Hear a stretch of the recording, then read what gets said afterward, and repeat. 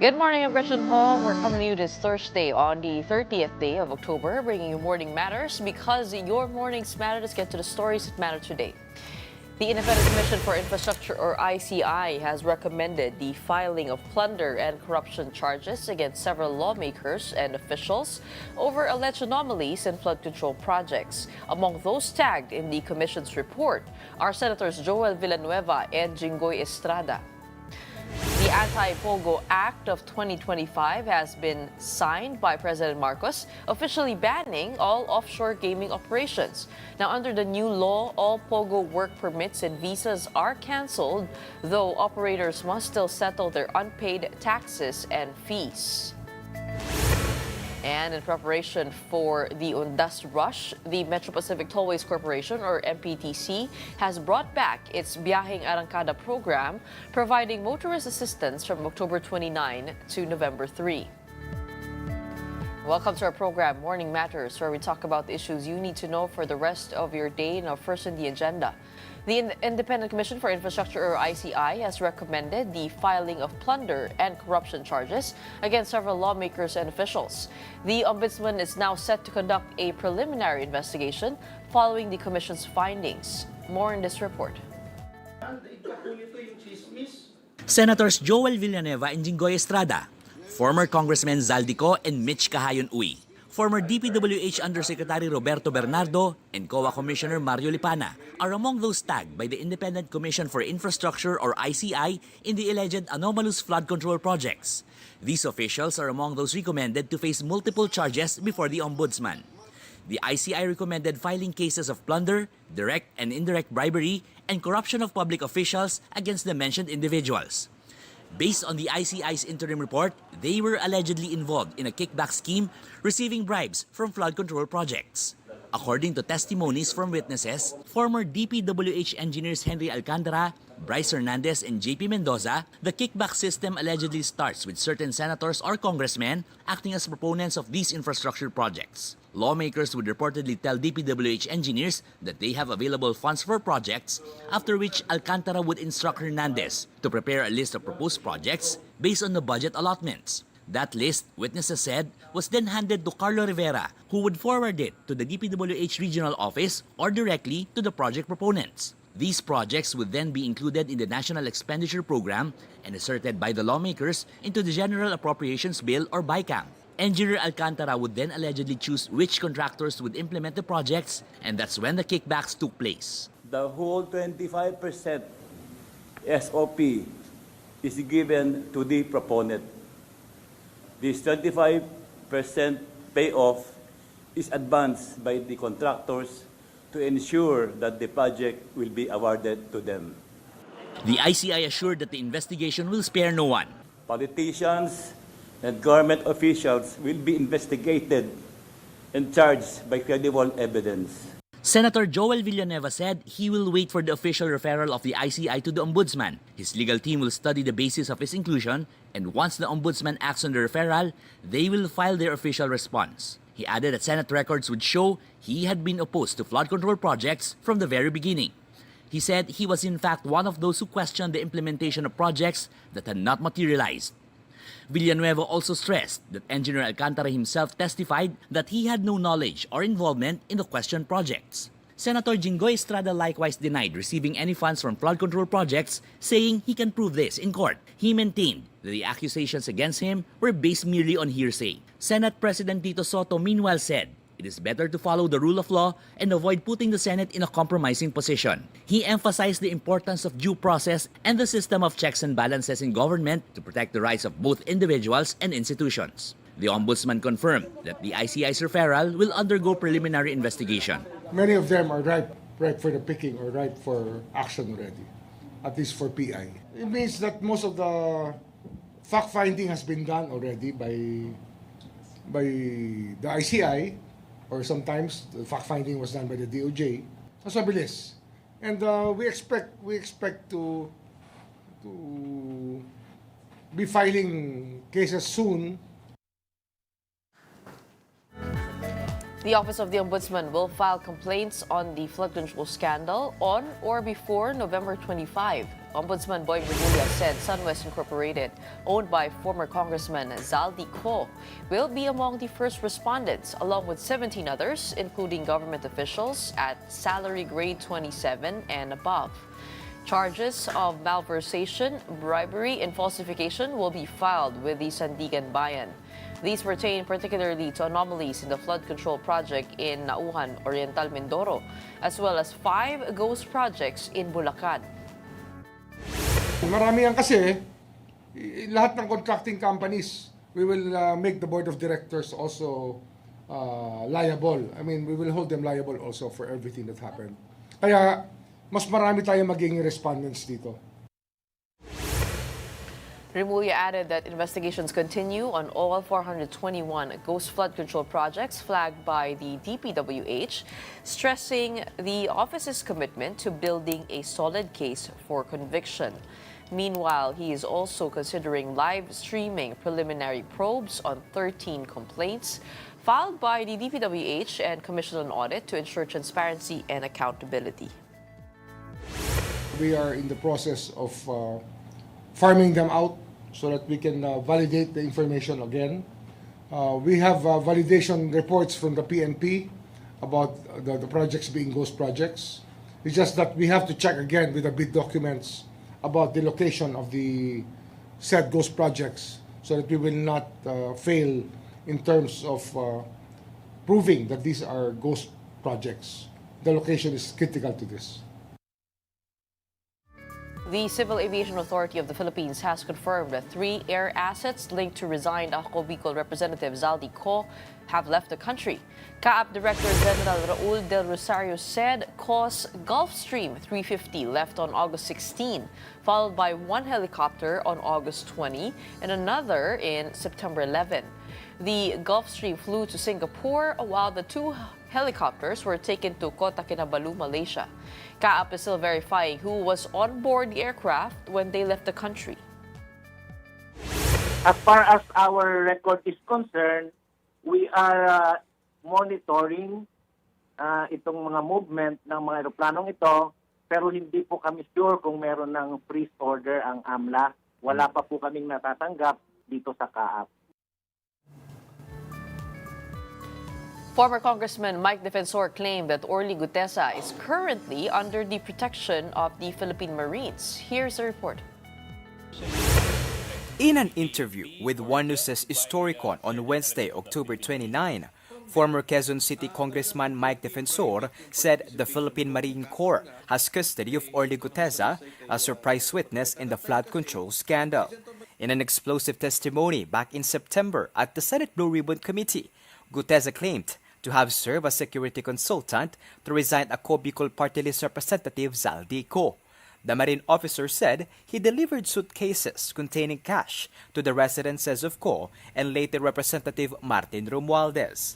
He recalled the delivery basura, kickbacks from infrastructure projects, particularly flood control contracts. Co was a former chairman of the powerful Appropriations Committee when Romualdez was still House Speaker. Ngayon po, si Sergeant Gutesa, and I'm saying this publicly, alam po to ng, I guess maraming may alam nito doon sa sa Blue Ribbon Committee, ay nasa ilalim po ng Philippine Marines. Nandun po sa kanila. Wala pong nakakapag-usap sa kanya, hindi po siya pwedeng lapitan, but anytime, if there will be an official summons, ipadala po nila sa Marine Commandant, pinapangalagaan po ng mga kababayang nating sundalo, ng mga marino, si Sergeant Gutesa nasa kanila po.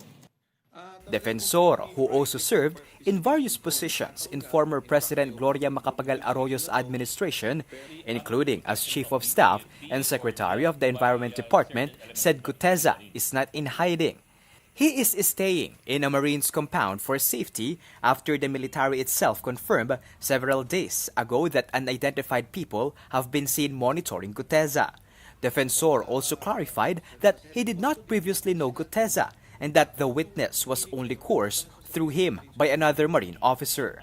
After that, Defensor turned over Gutesa to Senator Rodante Marcoleta, who requested for the notarization of the witness's affidavit. That affidavit is now the subject of an order from the Manila Regional Trial Court Branch 18. The court has recommended the filing of falsification charges against Guteza for forged signature of lawyer Pechi Rose Espera on his sworn affidavit. The matter has been referred to the Justice Department for further investigation. Recall that Guteza earlier refused to be put under the Witness Protection Program or even under the custody of Senate following his testimony. I'm just concerned about the safety and security of this new witness at si Master Sergeant Orly Gutesa. Matanong ko lang si Orly, may baril ka ba? Yes, Your Honor. May service firearms po ako. Meron ka? Yes, Your Honor. May permit to carry yan? Yes, Your Honor. Very good. So you can defend yourself pag merong interesado sa buhay mo? Yes, Your Honor. At hindi ko na kailangan yung witness protection, Your Honor. Kaya ko sarili ko. Oh, yan ang Marines. Yan ang Marines. At may mga tropa naman ako na kayang dumipisa sa akin, Your Honor. Kapatid Arles de los Santos, we are One News. All 24 senators have released their Statement of Assets, Liabilities, and Net Worth, or SALN. Senators Amy Marcos, Bato de la Rosa, and Minority Leader Alan Peter Cayetano completed the list with their SALNs on Wednesday. Senator Marcos's net worth comes at 165 million pesos. Senator Alan Peter Cayetano, meanwhile, has 101 million, while Senator Bato de la Rosa's amounts to just under 33 million pesos. Late Tuesday, fellow minority senators Bongo and Rodante Marcoleta released their SALNs. Go's worth also is just under 33 million, while Senator Marcoleta's is almost 52 million pesos. Mark Villar and Raffy Tulfo are the richest senators with a net worth of more than 1 billion pesos.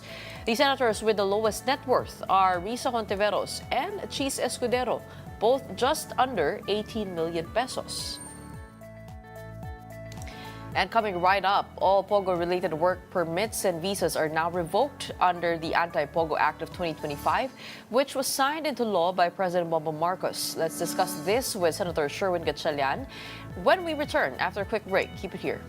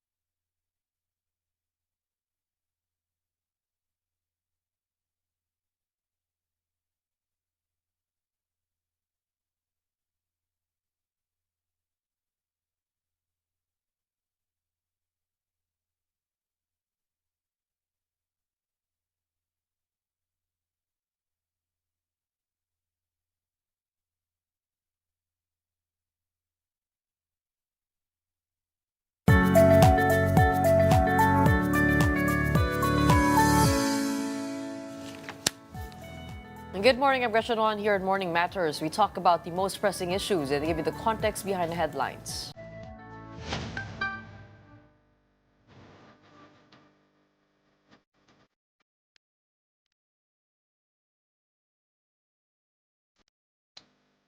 President Bongbong Marcos has signed the Anti-Pogo Act of 2025, officially banning all offshore gaming operations in the country.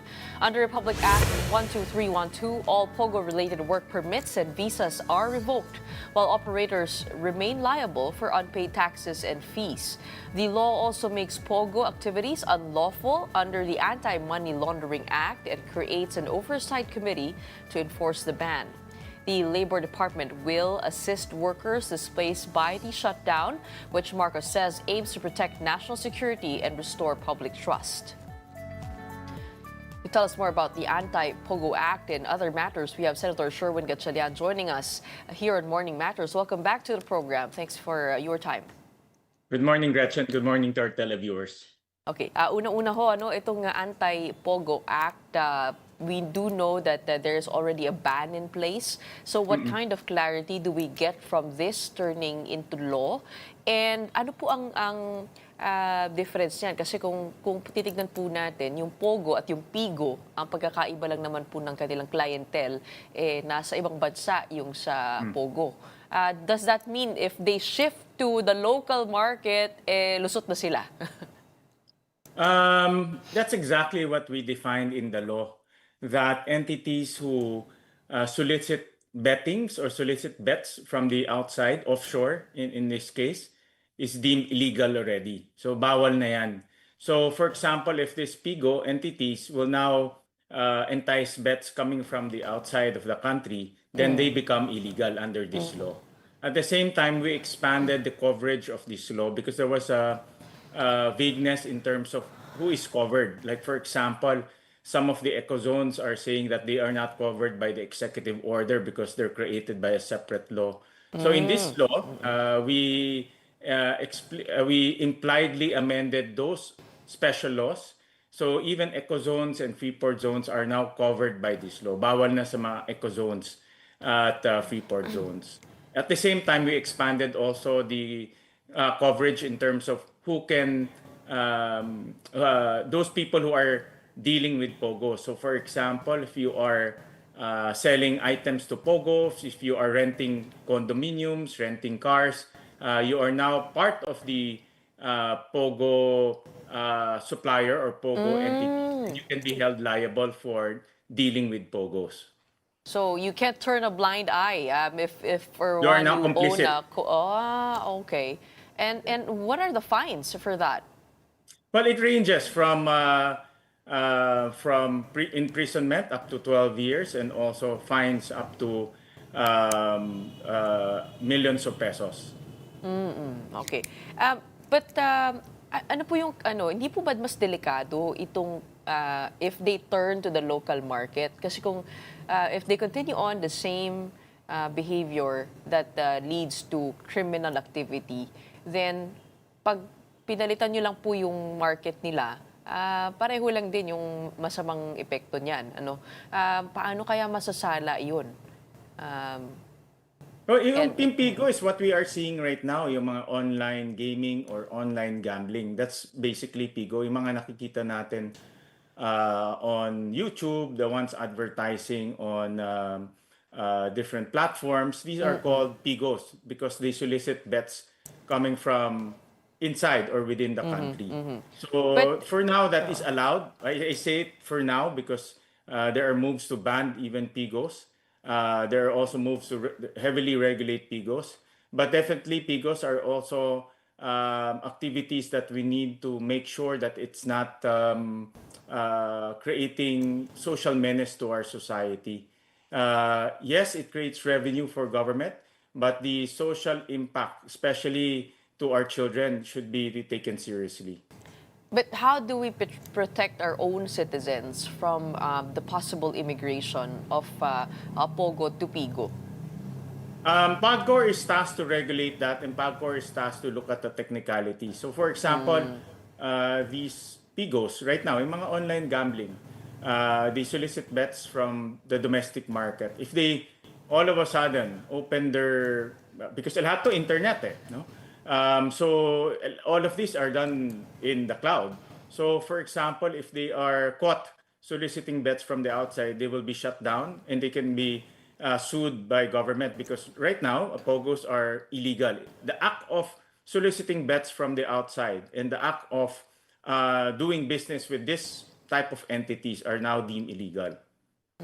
In the same way, e-wallets have already been uncoupled from online gambling sites. But is there a need for legislation, and is there legislation being pushed in the Senate Yes. on PIGOs and online gambling? Yeah. Actually, I filed a bill to heavily regulate PIGOs or online games.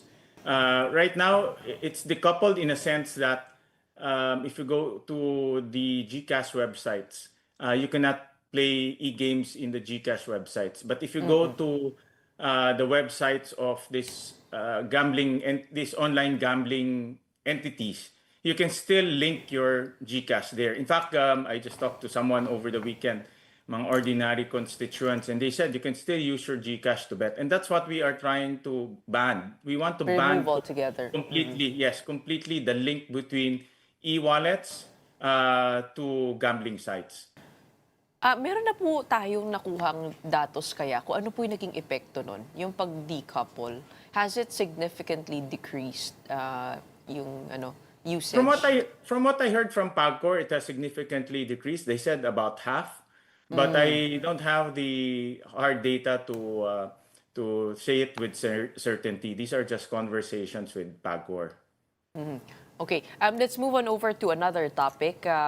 Over the past days, we've heard from civil service organizations in your hearing on what they're seeing in the budget. For one, when it comes to the Sumbong sa Pangulo website, ang sabi po nila ay 500 billion pesos worth of flood control projects lamang yung nandoon, when the total is 1.2 trillion. And there's about half that remains unaccounted for. Would you have any idea why that's the case?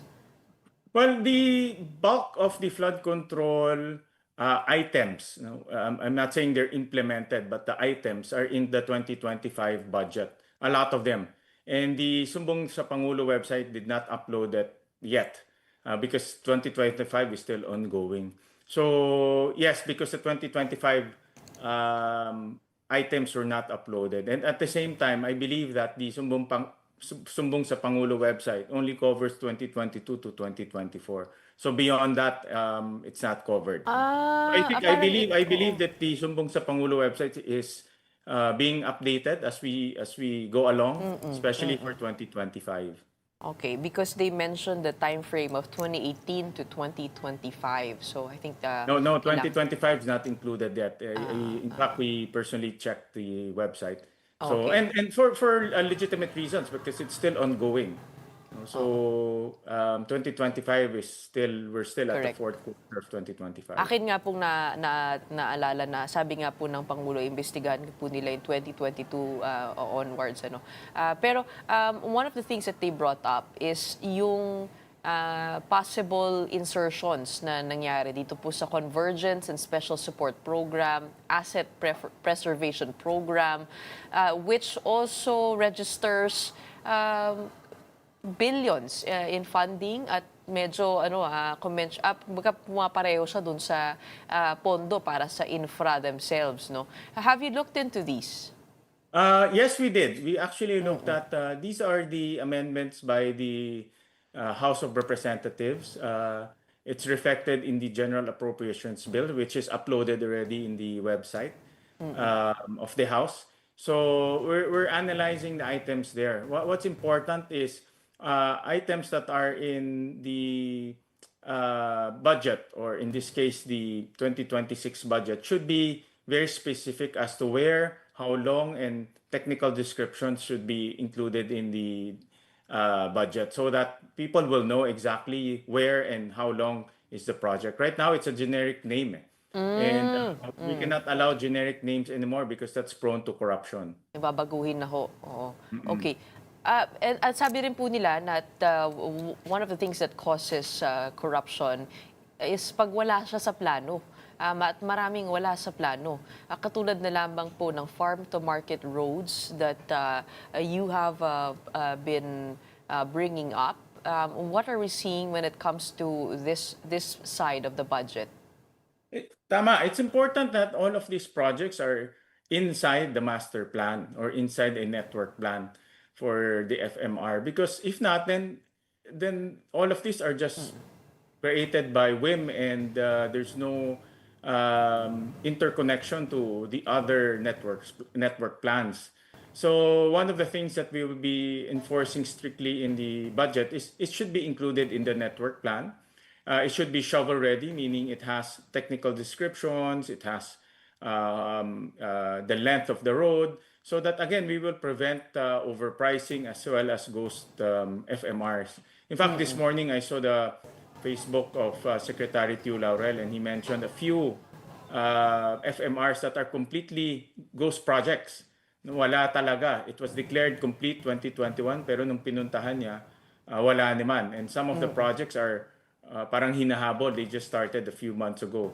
So to avoid all of these things, it has to be specific in the budget, because the budget is the starting point. Eh. Once you have a flawed budget, then you have, it's prone to corruption. And how do you propose to we cure that? Kasi sabi niyo po, no, 24 billion out of the 32 that's what's part of the network plan. Tatanggalin na po ba outright yung 8 billion na Yes. Well, sobra? we gave DA a chance to validate and tell us whether that's included in the network plan. Pag hindi siya included, then we will remove that. Okay, and you're okay with turning all of this budget over to the Department of Agriculture? Do they have the muscle to And be able to? that's great. Actually, that's a very good question. That's another issue, no? Absorptive capacity. Even though we add more budget, if they don't have the manpower, and I saw the interview of Secretary Tiu Laurel that over the years they have reduced the manpower when it comes to farm to market roads. Then adding more budget will not cure the problem. It will just probably aggravate it to a certain extent, because they cannot implement the project. Then there's no project to speak of. So it has to be timed and coordinated properly with the DA. Oo. Pero kung paano po yun po yung what we have to figure out still. Yes, we have to coordinate with the executive. One of the things that I will do in the next few days is to coordinate very closely with the DA, because at the end of the day, they will be implementing it. And we don't want a waste of funds. We can always add more budget to their programs and projects, but if they cannot implement it, sayang lang. No? Okay. We are headed off to another session by November 10. And sabi po ni Senator Ping Lacson, no, if he is elected chairman, then he will accept the post. Pero that means he has to have the numbers. Ano po ang inyong palagay? Siya po kaya ay ma-re-elect bilang Blue Ribbon Committee chairman? So in my opinion, personal ko ito, no, because Senator Lacson was the one who brought out all of these anomalies after the president made that revelation in the SONA. But Senator Lacson put in more details, like the names, the location, even the modus operandi, even the documents. So in other words, he knows this issue inside and out. And it's just practical for him to take that lead so that we can achieve justice as fast as we can. Because if somebody will start from scratch, it will be very difficult. Mangangapa ka, but since Senator Lacson has already probably a mile away lead compared to all of us, it's more practical for him to take the lead of the Blue Ribbon. Do you think he has the numbers though? Yes, the majority is behind him. Okay. Alam po namin na you need to go, but thank you so much for joining us today for this quick chat. We hope to see more when Senate session resumes. We have Senator Sherwin Gatchalian here on Morning Matters. Maraming salamat. Thank you, Gretchen. Maraming salamat. Up next, Metro Pacific Tollways Corporation reactivates Biyaheng Arangkada Motorist Assistance Program from October 29 to November 3 for the Undas Rush. All that and more when Morning Matters returns. Keep it here.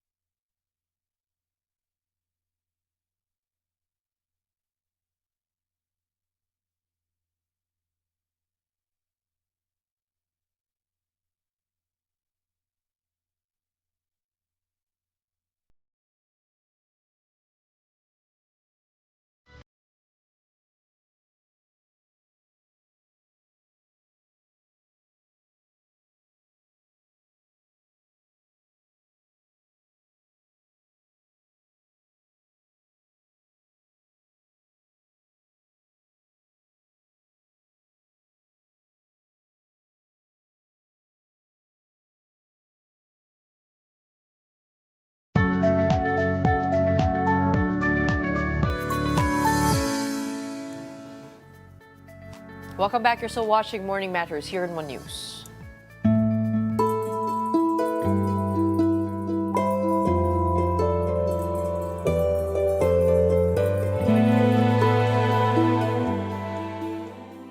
The Metro Pacific Tollways Corporation has reactivated its Biyaheng Arangkada Motorist Assistance Program, which runs from October 29 to November 3 in preparation for Undas. The initiative includes increased personnel deployment, 24/7 traffic monitoring, and quick response teams across its expressways. Around 2,000 traffic, toll, and emergency personnel are now on duty along NLEX, SCTEX, CALAX, Cavitex, and CCLEX in coordination with the PNP, LGUs, and other key agencies. Meanwhile, the North Luzon Expressway will open zipper lanes and suspend all roadworks to ease the expected Undas traffic surge. The management also advised motorists to have their RFIDs loaded to avoid the buildup in toll plazas. And to talk more about their preparations for Undas 2025, we are joined by Robin Ignacio, AVP for Traffic Operations at NLEX. Good morning. Good morning. Good morning, everyone. Okay, hi Robin. Tell us all about the traffic management plan for Metro Pacific Tollways this year.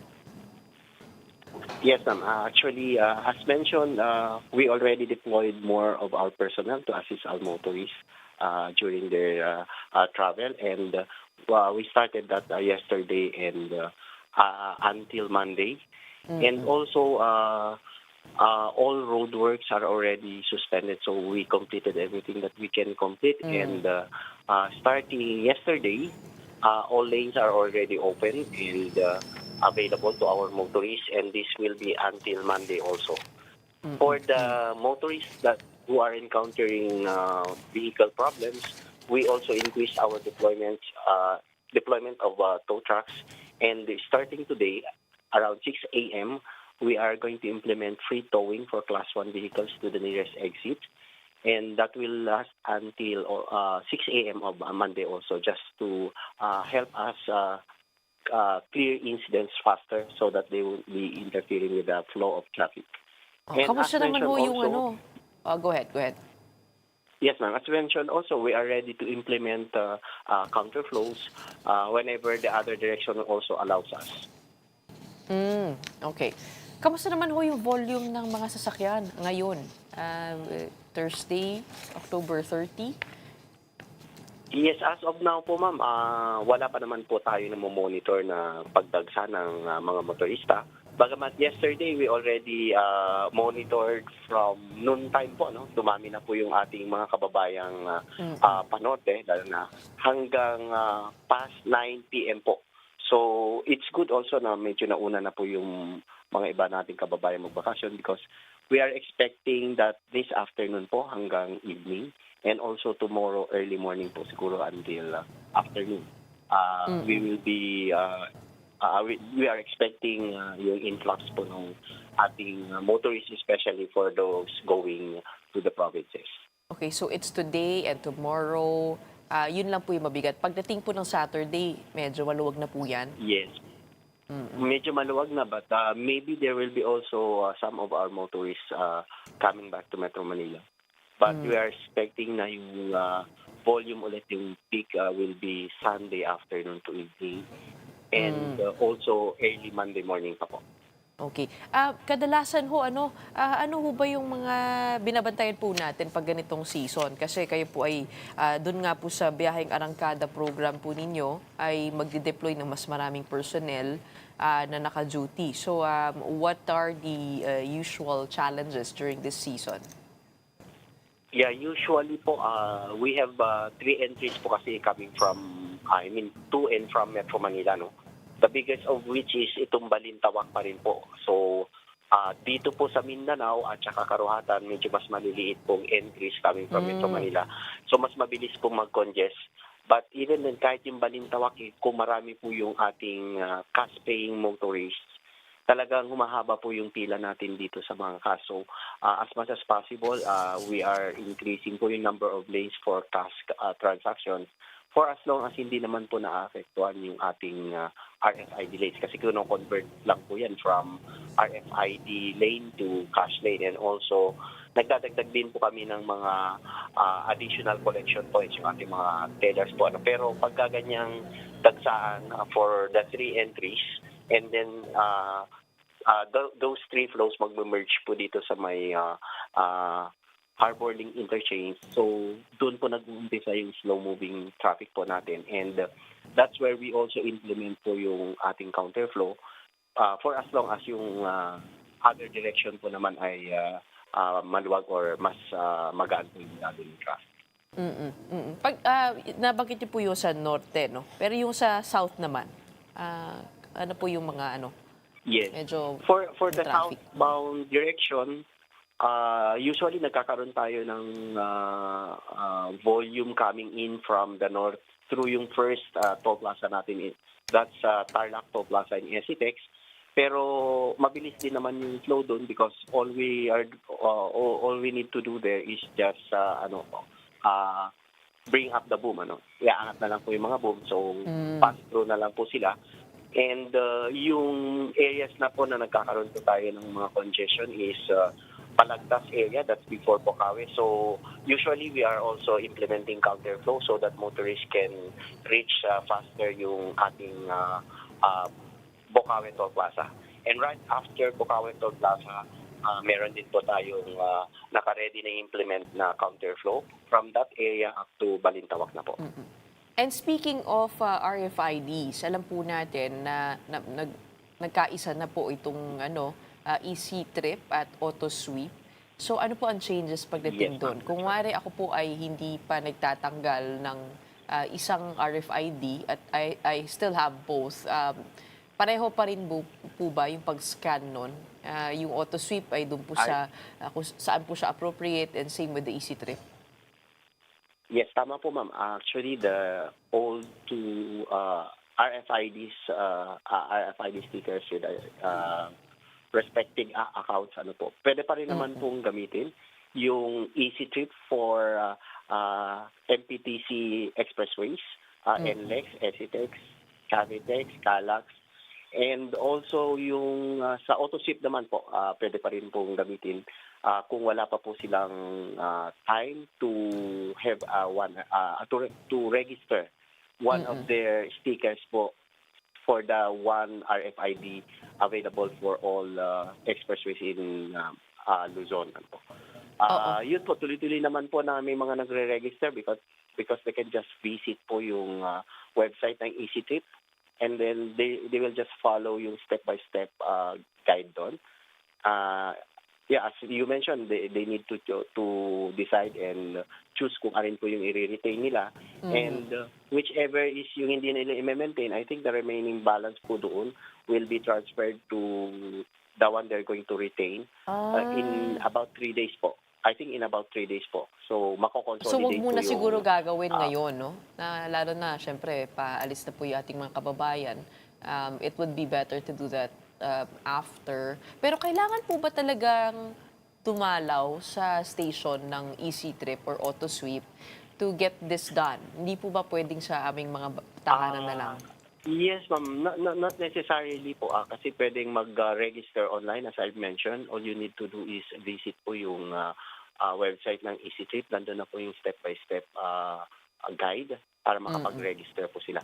But for those who are experiencing po ng kanilang RFID, yung readership, or they have concerns sa registering online, pwede din pong dumalaw dun sa ating site stations po. So, ibig sabihin, kailangan po mag-register ulit for another RFID that will serve as the single RFID sticker.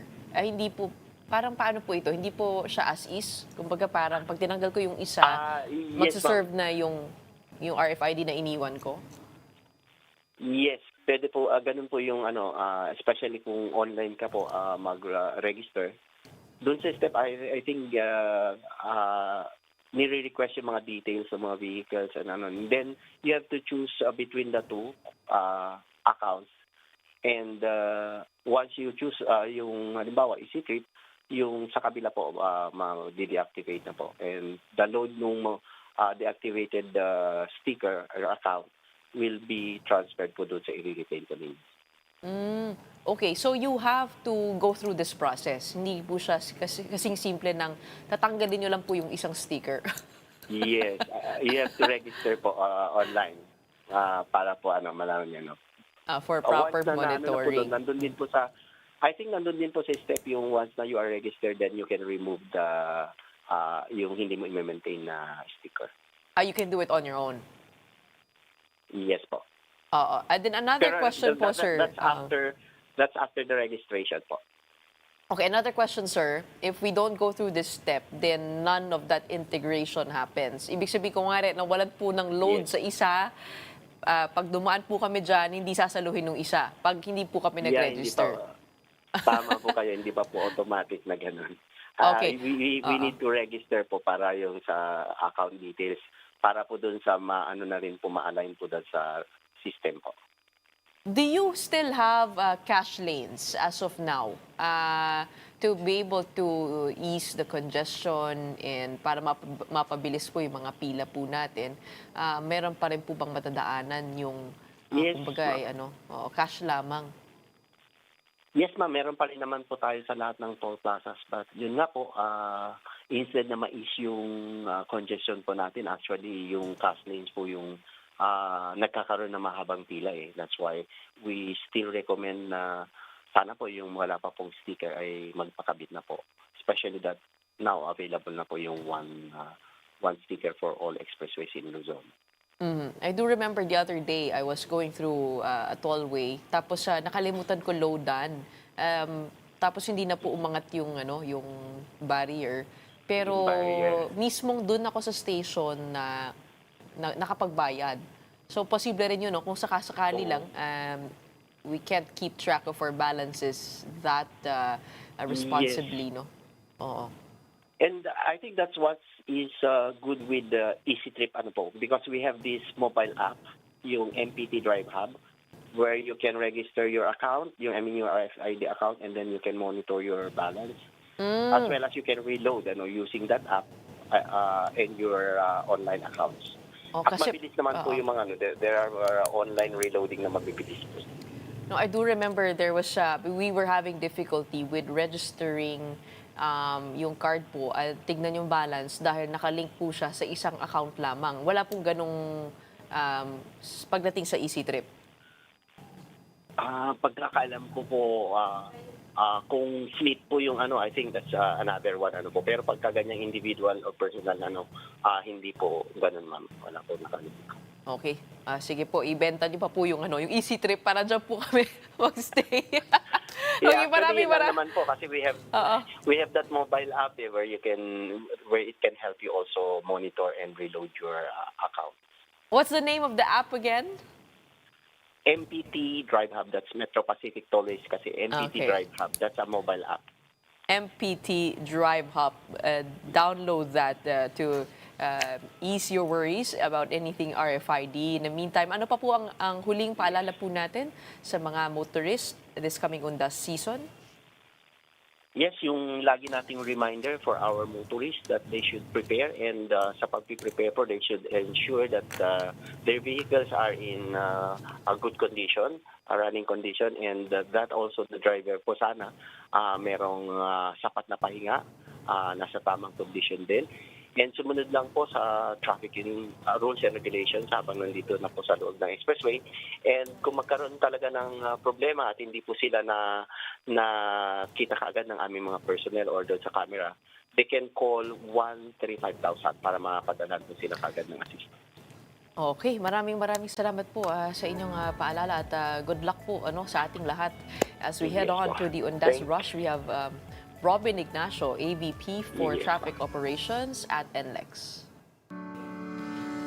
Meanwhile, crowds have started to flock Manila North Cemetery ahead of Undas. Metal barriers are now in place at entry points, while authorities continue strict inspections. Children entering the cemetery are being given wristband tags with guardian contact details to avoid missing cases.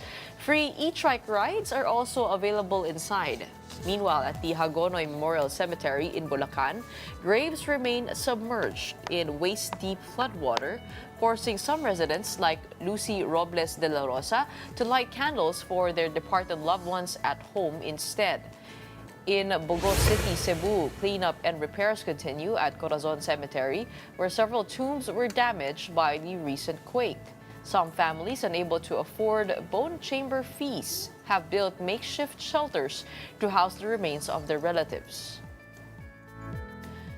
Crowds continue pouring into the Manila North Cemetery just 2 days ahead of Undas. And for the latest, we have Mobile Journal Aimee Atienza now reporting to us live on the ground. Aimee, what's the scene like there right now? Gretchen, unti-unti na ngang dumadami yung tao dito, no? At nagiging abala ang Manila North Cemetery dito sa Maynila. At kung makikita mo naman sa aking likuran, meron naman talagang mga strict regulations dito at may nakabantay sa bawat papasukan, no, ng mga gustong bumisita sa mga puntod ng kanilang mga yumaong kaibigan o kapamilya. Dito sa Manila North Cemetery, no, ilan sa mga paalala din ng mga otoridad, Gretchen, ay huwag daw magdala ng mga flammable materials, mga patalim, pati na rin alak, pati mga sound system, no, na maaaring makaabala sa pagbisita ng ilang mga sa pagbisita tao pupunta dito, no, sa Manila North Cemetery. At kung pag-uusapan din naman natin yung nagiging sitwasyon dito naman sa labas mismo, dito kasi sa area na to, Gretchen, nandiyan yung mga nagbebenta ng mga bulaklak, kandila, kung sakali mang walang dala yung ibang mga bibisita dito. So nagkakahalaga yung mga kandila from 30 pesos to 100 pesos at yung mga bulaklak naman ay nag-range from 100 pesos to 300 pesos. Depende na nga lang din daw sa laki. Nakita rin natin dito no, ilan dun sa mga naibenta yung nauuso ngayon, no, Gretchen, yung artificial flowers na pwede naman ding i-offer sa punto dito nga sa Manila North Cemetery. So far, kung traffic situation naman ang ating pag-uusapan, dito ay wala pa naman masyadong traffic. Ito yung documented area, no? At wala pa naman masyadong traffic. Nandiyan din yung ating mga authorities para patuloy lang mag-inspect, pati na rin magbantay. At yan muna sa ngayon ang Gretchen. Oo, maganda. Parang wala pang masyadong tao, no? Hindi pa masikip pang traffic dyan, pati na rin volume ng mga ating mga kababayan. Anong inaasahan daw ng security dyan na oras ng pagdagsa ng mga tao, araw? Yes, Gretchen, inaasahan nga na by today kasi dadami na rin talaga yung tao dito sa Manila North Cemetery. So around afternoon ay mas maghahanda sila dahil nga tuloy-tuloy na daw yan hanggang November 2. So today, November 1 and November 2, talagang ine-expect na magsa-spike yung dating ng tao dito, no, sa Manila North Cemetery. Tuloy-tuloy naman ang operations nila dahil bukas naman ito from 5 a.m. to 9 p.m. Mas mahaba yung time frame ngayong taon compared last year na hanggang 7 p.m. lang bukas yung Manila North Cemetery. So tuloy-tuloy magiging operasyon nila dito at serbisyo. Patulad na nga lang nabanggit kanina, no, na e-tricycle para nga sa libreng sakay dahil hindi na rin pwedeng pumasok dito yung mga sasakyan at dahil nga ine-expect na dadami pa yung dating na yung tao dito sa Manila North Cemetery. Oo, sabi mo ngayong araw hanggang November 2, no? Pero mukhang ngayon now is the time to go this morning. So kung gusto ng mga tao. Actually, Gretchen, nire-recommend din, no, ng ilang mga authorities dito na mas magandang araw. Na ngayong araw na, no, pumunta, lalo na kasi hindi pa masyadong traffic and wala pa masyadong tao doon mismo sa loob. And kung nakita din natin kanina upon our observation doon sa mismong loob, meron na rin kasi ng mga services like hinahanap nila yung puntod, hindi pa mahaba yung pila. So yun yung recommendation nila, pero ina-expect nga rin, tulad na sabi ko kanina, na by afternoon ay dadami na rin talaga yung tao dito sa Manila. Sa ating mga kababayan na naghahanap ng parking, saan ba sila pwedeng pumunta? Well, malayo-layo, Gretchen, kasi itong street na to from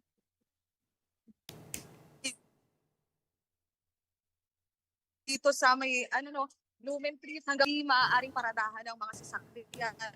So, ang recommendation din ng mga authorities dito ay magbiyahe na lang kung pupunta man dito sa Manila North Cemetery dahil mahihirapan nga sila kung parking at parking ang pag-uusapan. No? At dito, kahit dito sa mga gilid-gilid, hindi na pwede pumasok mga authorized na sasakyan na lang ang pwede.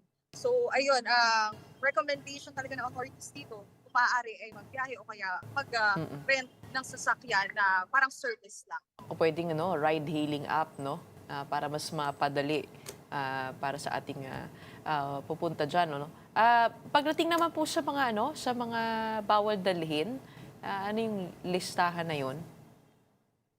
Yes, Gretchen, bawal dito magdala noon ng mga flammable materials, mga patalim. Bawal din ang mga pets dito sa loob ng North Cemetery. No? At bukod pa dyan, bawal din magdala ng mga alak, pati na rin ang any intoxicating substance. Pati na rin, bawal dito yung pagdadala ng mga gitara, speaker, pati na rin yung malalakas na sound system para nga hindi naman daw makaabala dito sa Manila North Cemetery, lalo-lalo na sa mga bibisita at mga nagdadasal sa puntod ng kanilang mga yumaong kaibigan. Okay, maraming salamat sa iyo mga paalala. We have Amy Atienza joining us from the Manila North Cemetery. Don't go away, we got more matters to discuss after a quick break. Keep it here on One News.